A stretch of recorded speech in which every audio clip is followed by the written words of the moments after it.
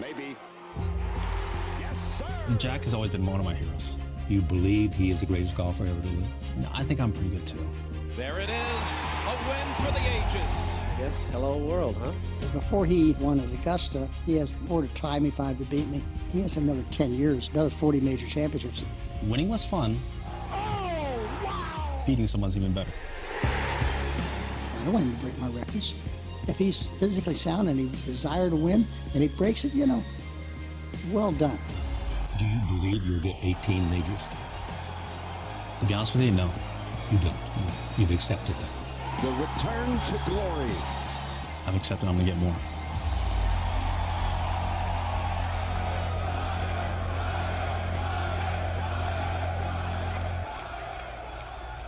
Tiger Woods looking to get to 16 this week and get within 2 of Jack's record, and many believe he really has a shot at Pebble Beach. I'm Chris Hassel. Welcome to our 30-minute U.S. Open preview special. We have Kyle Porter, who is at Pebble Beach Golf Links, and CBS golf analyst Mark Immelman with us as well. Chip Patterson is going to be joining us a little bit later in the show. Fellas, let's start with Tiger Woods because he's the one everybody wants to win, or at least most of us anyway. Won there in 2000 by 15 strokes. Had a chance to win there in 2010. Factoring that in with his win at the Masters and his great showing a couple of weeks ago, he's got to be one of the favorites this weekend, does he not? Yeah, absolutely. He's faced 310. He's faced 310 guys in his history of U.S. Opens at Pebble Beach. And only 3 guys have beaten him. Graham McDowell did it in 2010. Gregory Havre did it in 2010 when Tiger finished tied for 4th with Phil Mickelson here. He's got an unbelievable history here. But not only that, you look at his statistical profile. He's hitting a ton of greens. He's top 15 on the PGA Tour in strokes gained on approach shots. It's a course where he doesn't have to hit a ton of drivers, which has traditionally been his weakest kind of facet of his game. So I think, look, take his name out of it, and his statistical profile it looks like somebody who could win a U.S. Open at Pebble Beach. So I'm excited to see what's to come. I think he's far more prepared for this major than he was for Bethpage Black in the PGA Championship a month ago. And to that, Chris, all I can add is that the setup of Pebble Beach, as Kyle so eloquently highlighted, the small targets will mitigate any short game issues if there are any. But I called him a couple of weeks ago at the Memorial. The ball striking was there. He was working on lifting the trajectory of the ball flight like he did for the Masters en route to that victory. He had lowered the driver's swing speed and was driving the ball very accurately. So with that ball striking, putting the ball in play like he had worked on over there, it's necessary at Pebble Beach. He's leading the tour in greens in regulation, and he's first in par 3 scoring also. And those par 3s around Pebble Beach are very demanding, and they're almost the meat of the golf course, if you will. So for a guy who's in good shape physically, he's very confident. He knows how to prepare, and obviously there's a whole ton of mojo around the place. He's had so much success over there. I feel like the outlook is bright for Tiger Woods. Yeah, and with it being all the way out there on the left coast, we are going to get primetime coverage of Tiger Woods and many others this week. Thursday, he gets going 5:09 p.m. Eastern Time. Jordan Spieth and Justin Rose in his grouping. Let's move on to the 2-time defending champion, Brooks Koepka, trying to become the first player in over 100 years to win 3 straight U.S. Opens. He's also coming off his win at the PGA. But he tied for 50th last week at the Canadian Open. Kyle, do you think that has any effect on him going into this major? No, not really. We've seen him play poorly at tournaments in the past leading into this. The St. Jude, he's had finishes there and then went on to win the U.S. Open, following kind of average finishes at that tournament. So I don't really put a lot of stock into last week at the Canadian Open. I think it's fascinating, though. Like you said, it's been 100 years since somebody went 3 in a row at the U.S. Open. And Willie Anderson was the guy that did it. 1905. He wins it at the Myopia Hunt Club. He opens 81-80 that year in the first 2 rounds. Don't think that's going to get it done for Brooks Koepka at Pebble Beach in 2019. But I think the really interesting part for Koepka at this course, it's such a short course, and I'm interested to see what Mark thinks about this, but his primary strength, look, he's a great ball striker. He's got unbelievable touch, but his primary strength is and always will be his length and his ability off the tee. And so is that mitigated by a shorter Pebble Beach course where you're going to bring guys like Matt Kuchar and Webb Simpson and some of your shorter hitters, I think, back into play because of how short the course is? I just don't know that he's going to have the advantage that he had at a place like Bethpage, at a place like Erin Hills a couple years ago. Well, Kyle, I think that's a really good point you bring up. The golf course, playing it just a little bit over 7,000 yards, does take the driver out of play. But Brooks has got that bionic long iron, that 2-iron, that he can hit as well as what the driver is. And yes, he'll probably be playing from the same places as a Webb Simpson, for argument's sakes. But the thing to bear in mind with Brooks, he is 10th on the PGA Tour this season in greens and regulation. So he's not all a driver. He's a heck of a putter. We've seen that. He can make putts when it means something. I think the heavy rough around the greens will take away from the fact that he is weak around the greens if there is a chink in his major championship arsenal. But the thing that's the most important with Koepka is just his major championship mindset. He's already come out this week and spoken of how people, he can't deal with the complaining of it all. And you're going to get some rough lies. You're going to get some funny bounces on the Poania greens. And so being in place mentally to be able to deal with these things and sort of wend your way through a 4-round challenge like it's going to be, I feel like he's got that 15th club in good working order, and that one's going to play a huge part this week at Pebble Beach. I love the guys that go out there. They don't complain about the tough conditions. It's the U.S. Open. It's supposed to be the toughest event of the year, and sometimes it's fun for us novices to watch the best players in the world struggle just a bit. Phil Mickelson has been struggling a lot over the last several majors. He's still looking for that career Grand Slam. Over the last 4 months, though, just one top 35 finish. That was the T18 at the Masters. He missed the cut in 4 events during that time. Does he have much of a chance at all to compete this week? His odds are 30-1.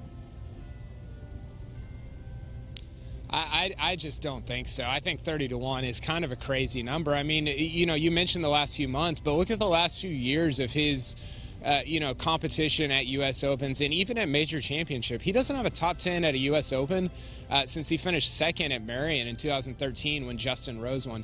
He doesn't have a top 10 at a major since 2016 at the Open Championship when he kind of, lost historically to Henrik Stenson. So, these are tournaments, these are events where mentally you have to remain so engaged for 72 holes. It's a long week. It's mentally taxing. And even though Phil has won on this course 5 times at the Pebble Beach Pro-Am, I just don't see it happening at a major championship, at a USGA event, even though it is at Pebble Beach.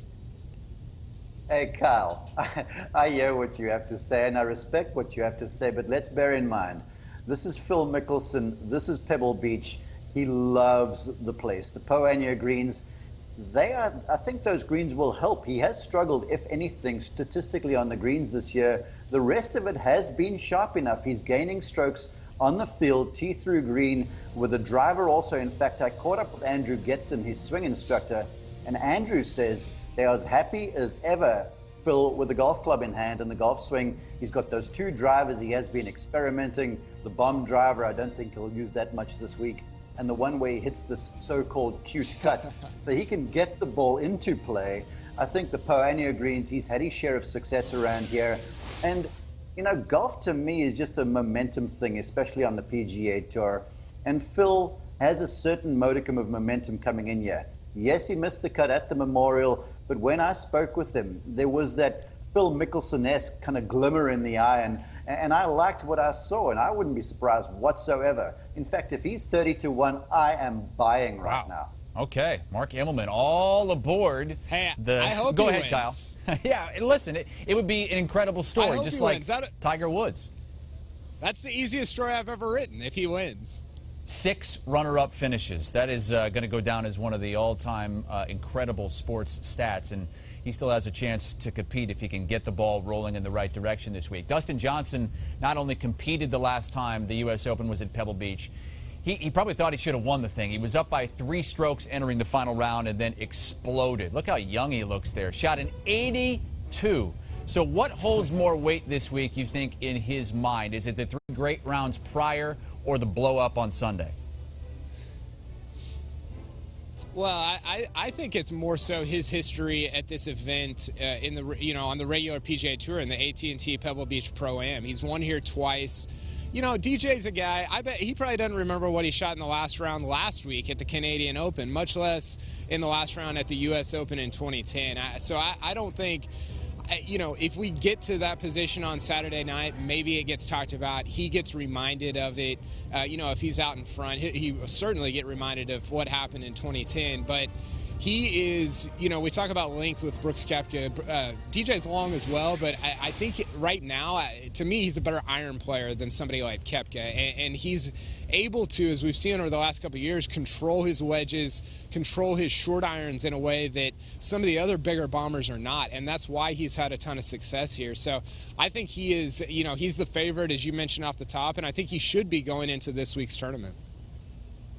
I tell you what, if I'm picking a player right now, I am picking Dustin Johnson for various reasons. Those physical traits that Kyle references aside, I just think mentally he's as acute and as sharp as anybody on the PGA Tour. In fact, I'm envious of his approach to the game. He just approaches things like it's just a regular old game. In fact, he said to me, at times he goes, why get aggravated? Because, I'm going to hit bad shots. I've just got to expect that and deal with it. So he's got this wonderful attitude where it's like water off a duck's back.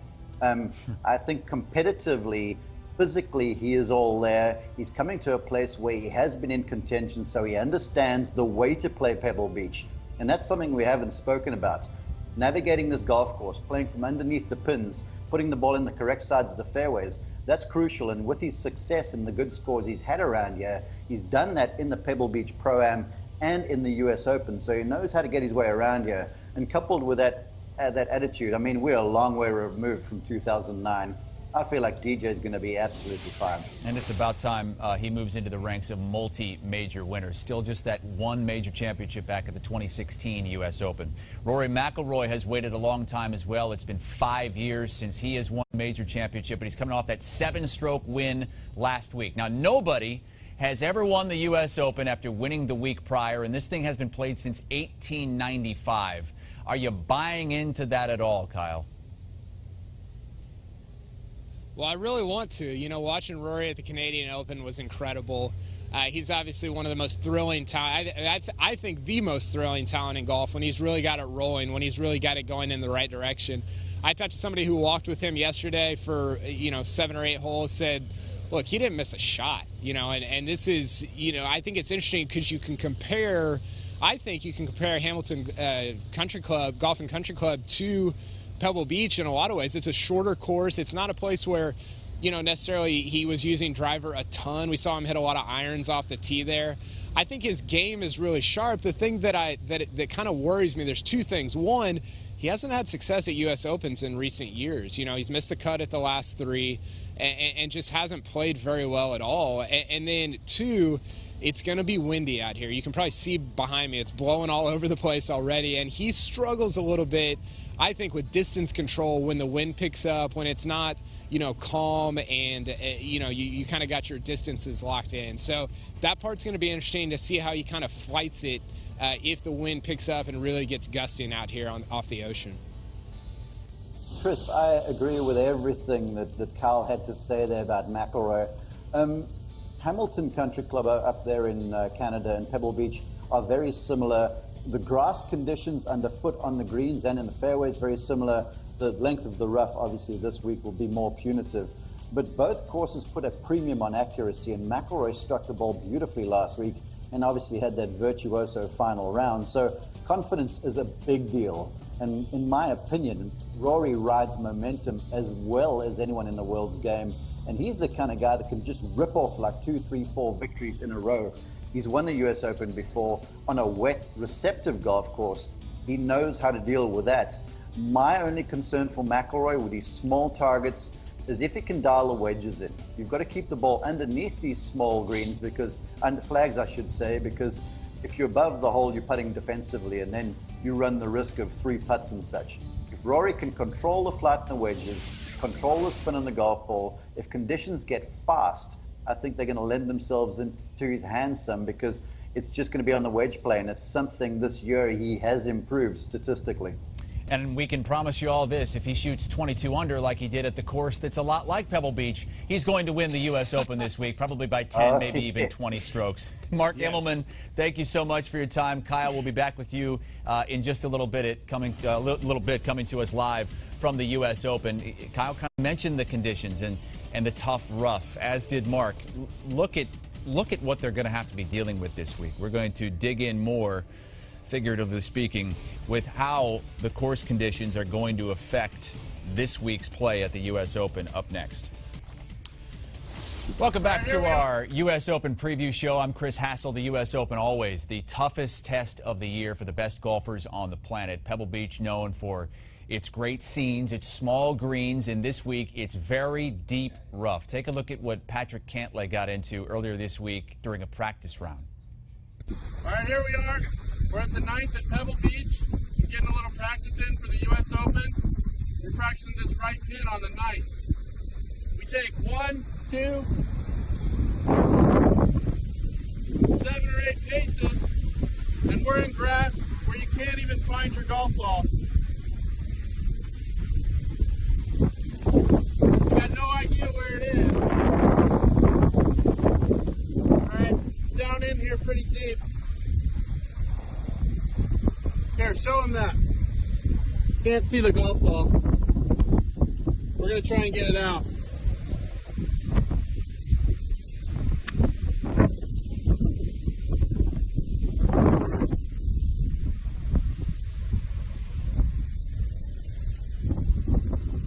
It's just going straight to the bottom.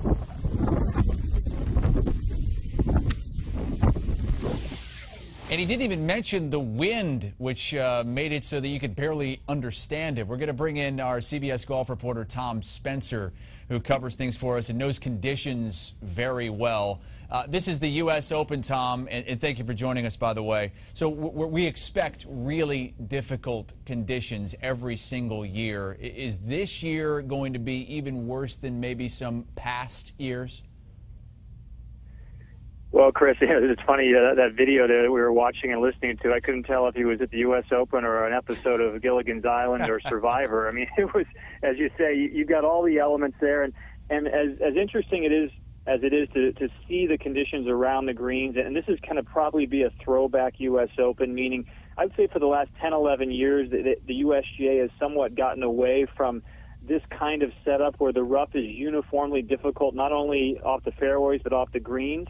It feels like we're getting more back towards that, which is the traditional, call it, U.S. Open setup. But in addition, we are playing on a golf course that is coastal. It's an oceanside venue, so wind and fog and sun, all the elements could be in play this week. So not only is it a mental challenge in terms of what you're facing on the ground, but what's up in the air as well. And I think that makes for a great combination and why generally great players win at Pebble Beach. And calling for winds in excess of 10, 11, 12 miles per hour all weekend long. But as of right now, no rain in the forecast, which is a great thing to see. If you haven't seen much of Pebble Beach since the U.S. Open in 2010, because that was the last major championship to be held there, what are the differences that the average golf watcher may or may not notice this time around? Well, it's a good question. They'll be subtle. It's going to be the Pebble Beach that we're used to seeing throughout the years at the AT&T, of course. But there are some new tees, Chris, that could be in play. For instance, there's a tee over on the 10th hole that they have never used before in a competition like this, or it's been decades since that could be utilized. A couple of the green complexes, I'm thinking notably of the 14th hole. It's a par 5. Coming home where they actually have sort of flattened the green surface somewhat and might create an additional pin placement or two. But for the most part, this is a venue that we're familiar with from the standpoint the first 6, 7 holes you can make birdies. Years ago, Jack Nicklaus made 5 birdies in a row in the final round of the U.S. Open. Then you have a stretch really starting on the 8th hole, maybe 3 of the most difficult par 4s consecutively in the world, 8, 9, and 10. So you're kind of hanging on in the middle of the round. And then, as I described, you've got a mixture kind of coming home with 2 par 5s that could potentially, if the conditions are right, be reachable, including, of course, the famous 18th hole with the ocean on the left, reachable in 2. It's very conceivable we could see somebody go after that green on Sunday and try to make a birdie or an eagle to try to win the U.S. Open. So based on the conditions that we expect, the history at Pebble Beach, who do you think that this course bodes well for this week? Right, and as I said earlier, it's a venue that has rewarded the greatest players in the game in the history of majors there. Jack Nicklaus, Tom Watson, Tiger Woods, of course, his famous victory in 2000. Then you had players like Tom Kite and Graham McDowell win U.S. Opens there, Chris, and they were at the time guys that were on the threshold of winning Grand Slam events. Lanny Watkins, another Hall of Famer, won the PGA there. So I'm looking at the heavyweights once again. You start with Koepka, you start with Woods and Rory McIlroy. They're your 3 predominant favorites. They've won the 3 biggest tournaments of the year so far. You got Mickelson, of course, going for the career Grand Slam and knows Pebble Beach like the back of his hand. So those 4 guys, I'd say 3 or 4 or all 4 of them will be in the mix at some point or another. And then you've got guys that are maybe on the threshold of winning a major. Patrick Cantlay, as we just showed, won the Memorial a couple weeks ago. Xander Schauffele, who's been contending in majors over the last year or two and from California. Tommy Fleetwood, if you're looking for a European player who's been knocking on the door. So I wouldn't be surprised to see a historically great player win it, or somebody who's knocking on the door and we think is going to be a future multiple major champion in the next few years prevail at Pebble Beach. That's CBS Sports golf consultant and reporter Tom Spencer joining us here on CBS Sports HQ. Really appreciate the insight on the conditions at Pebble Beach this week. Hey, coming up, oh man, Dustin Johnson. He was in the driver's seat in 2010 to win his first major, and then he blew up for an 82. Should you be fading him this week? We'll talk with our Chip Patterson next. Welcome back to CBS Sports HQ, wrapping up our 30-minute special previewing the U.S. Open, which gets started tomorrow, and it is on the left coast at Pebble Beach, so it is going to be prime time viewing. Tiger Woods doesn't tee off till after 5 p.m. Eastern time tomorrow. Let's talk betting.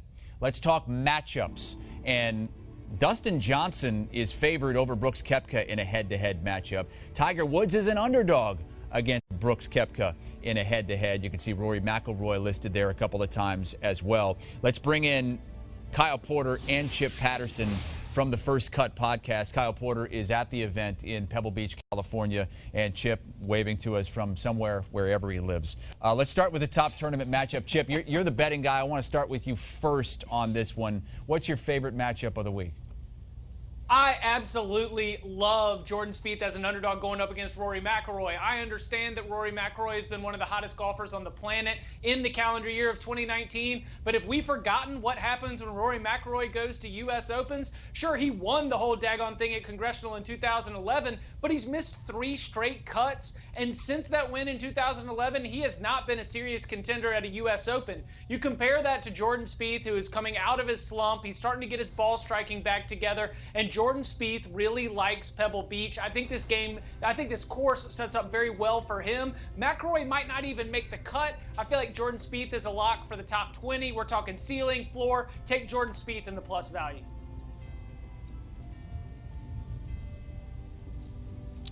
Chip, you got the wrong class of 2011 guy there. It's Patrick Cantlay, plus 130 against Rory. I'm with you on the Rory take. I just, you watch the Canadian Open and you're like, this guy's never going to lose again. He might win the rest of the tournaments throughout the, for the rest of 2019. And then he gets to a U.S. Open and it could go badly. It has gone badly the last 3 years. I think Patrick Cantlay, along with Xander Schauffele, are 2 guys that are flying completely under the radar, even though they both had recent success at U.S. Opens. I love Patrick Cantlay this week, and specifically I love him against Rory McIlroy in that matchup. Okay, let's go to winners, sleepers, and top 10 locks. For a top 10 lock, and Kyle, I'm going to start with you on this. Chip, you can follow. Who do you think is a lock for the top 10 at this point? Well, I'm going to go Tiger Woods, and I know that sounds cliche and it sounds ridiculous, and it is ridiculous that he's coming off this Masters win into Pebble where he's had so much success. But look, Chip and I have talked about this. Take his name out of it. Just if you can, erase his name and just look at the numbers. He's top 10 on the PGA Tour from tee to green. Tee to green is going to be paramount. He's number 1 on the PGA Tour, Chris, in hitting greens in regulation. Nobody has hit a higher percentage of greens in regulation on the PGA Tour in 2019 than Tiger Woods. And guess what's going to be huge this week at Pebble? Hitting greens in regulation. These are small greens. You're going to have to be close to the hole. This is what he did in 2000. This is what Graham McDowell did in 2010 when he won the U.S. Open at Pebble Beach. So I think this sets up absolutely perfectly for Tiger. Does it mean he's going to win? No, but I do think he's going to be competitive and finish in the top 10 by the end of the week. Brilliant answer, Kyle. Absolutely brilliant answer, because my top 10 lock is also Tiger Woods. And let me throw one more piece on this, because it has to do with my expectation for scoring in this championship. My winning score at the end of 72 holes, I think, is around 3 or 4 under. And when you take that into consideration, you think, okay, so what is going to get you in the top 10? I think a final score of 3 or 4 over, maybe even 2, 3, 4 over, will get you in the top 10, and that's where I think Tiger Woods is going to be. No one in this field is going to be better at grinding out 71s and 72s than Tiger Woods. And so for that reason, even if Tiger Woods is not going to win this thing, and he is not my pick to win, I do think he's going to end up somehow at the top 10 just because he's so much better suited to play this course than most of the field. Famously won it by 15 strokes in 2000, and he had a chance to win it in 2010 as well, was within a couple strokes of the lead on Sunday. How about a sleeper? And in 2010, it was a sleeper to win this thing, Graham McDowell. Kyle? Yeah, I love Hideki Matsuyama. You know, he's 40-1 to win the event. He's somebody who, I joked with Chip, he might putt a few balls into the Pacific Ocean. He's not a very good putter. I think he's like 145th on the PGA Tour this year, but he is going to ball strike this course to death. He finished T2 at Erin Hills a couple years ago. He's played really well at the U.S. Open in the past. And I just, you know, he's having one of those seasons where you haven't heard his name a lot. He hasn't won, but in terms of his iron play and his tee to green play, he's been awesome. And I think it's going to be interesting because, you know, you might get on this Poana. We've seen this at U.S. Opens in the past. This happened at Chambers, I think, and it happened a little bit at Oakmont.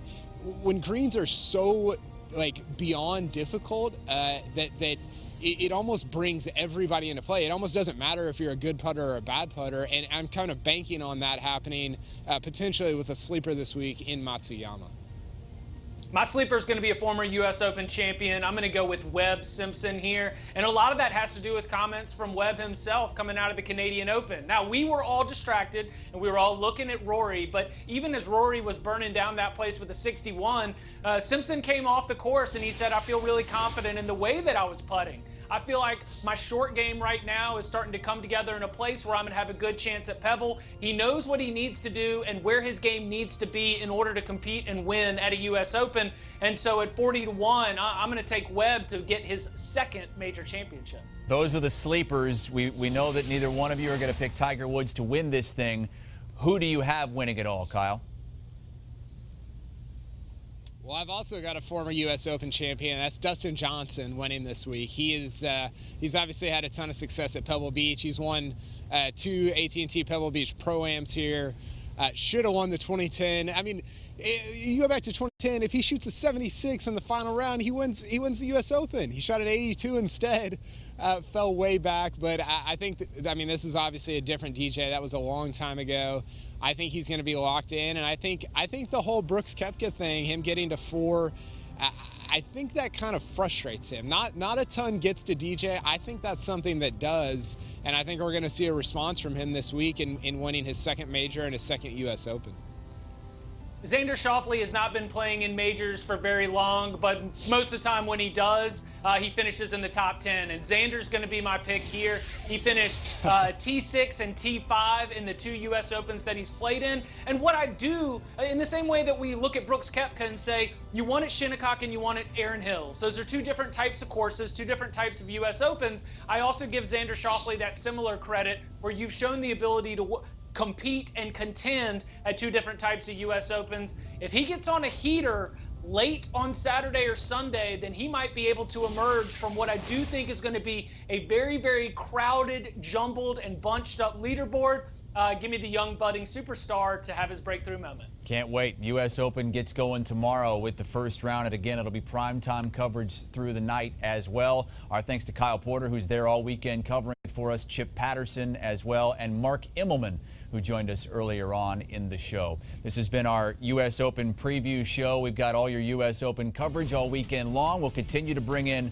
our cavalcade of guests to help break it down. But